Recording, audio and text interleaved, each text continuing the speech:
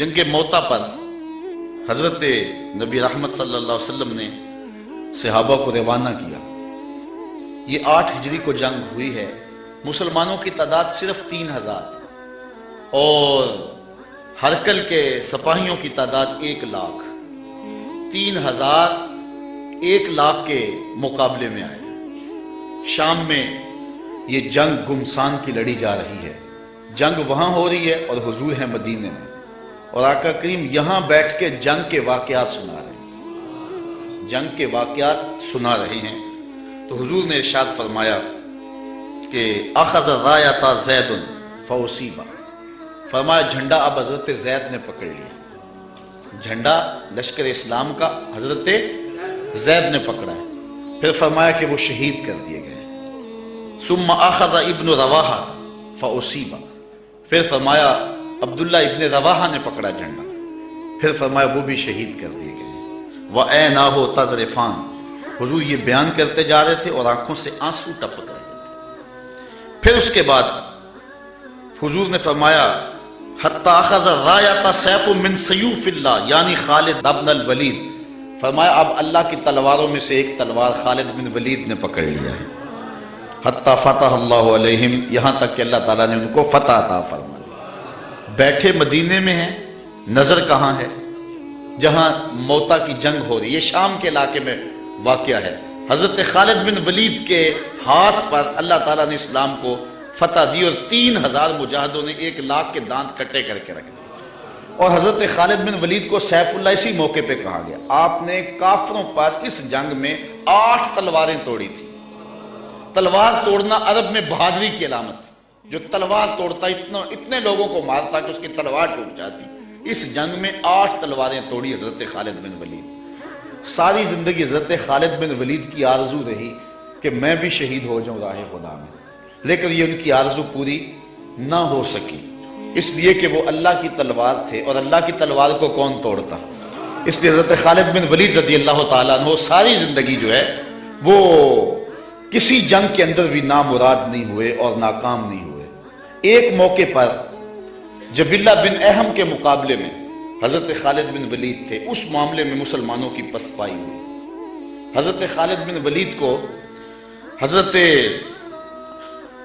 رافع بن عمر طائی نے کہا کہ اب ہماری قضا آ گئی۔ ان کا ایک افسر انہوں نے مارا اور انہوں نے یک بارگی حملہ کر دیا۔ مسلمانوں کی تعداد تھوڑی تھی۔ حضرت رافع بن عمر طائی نے کہا کہ اب ہماری موت آ گئی، اب ہماری قضا آ گئی۔ حضرت خالد بن ولید نے کہا کہ واقعی مجھے بھی یوں ہی لگتا ہے، کیونکہ میں کسی جنگ میں ناکام نہیں ہوا اور پسپا نہیں ہوا، لیکن آج ہم پسپا ہو رہے ہیں، اس کی ایک وجہ ہے کہ حضور علیہ السلام کے مبارک بال میرے پاس تھے اور میں ٹوپی میں سیے ہوئے تھے، اور ہر جنگ میں میرے ساتھ ہوتے تھے۔ آج میں ٹوپی گھر بھول آیا ہوں، اور یہ مصیبت جو ہمارے اوپر پڑی ہے اس لیے کہ میرے پاس آج وہ حضور علیہ السلام کے معجز نما بال جو ہیں آج وہ موجود نہیں ہیں۔ لیکن بندہ مٹ نہ جائے آقا پہ تو وہ بندہ کیا ہے، بے خبر ہو جو غلاموں سے وہ آقا کیا ہے۔ دور طیبہ سے جب بھی میں تڑپا کبھی، ان کو حالات کی سب خبر ہو گئی۔ حضور حضرت ابو عبیدہ کو خواب میں ملے اور فرمایا خالد پہ مشکل بنی اور تم یہاں سو رہے ہو۔ وہ فوراً اٹھے اور اعلان کروا دیا، کہا جلدی تیار ہو جاؤ، حضرت خالد کی مدد کو پہنچنا ہے۔ راتوں رات لشکر تیار ہوا اور حضرت خالد بن ولید رضی اللہ تعالی عنہ کی مدد کے لیے لشکر چل پڑا۔ انہوں نے دیکھا کہ ایک نقاب پوش سوار ہے جو لشکر سے ہٹ کر کے چل رہا ہے۔ امیر لشکر نے کہا کہ ذرا اس شخص کو دیکھو یہ کون ہے، کوئی جاسوس نہ ہو۔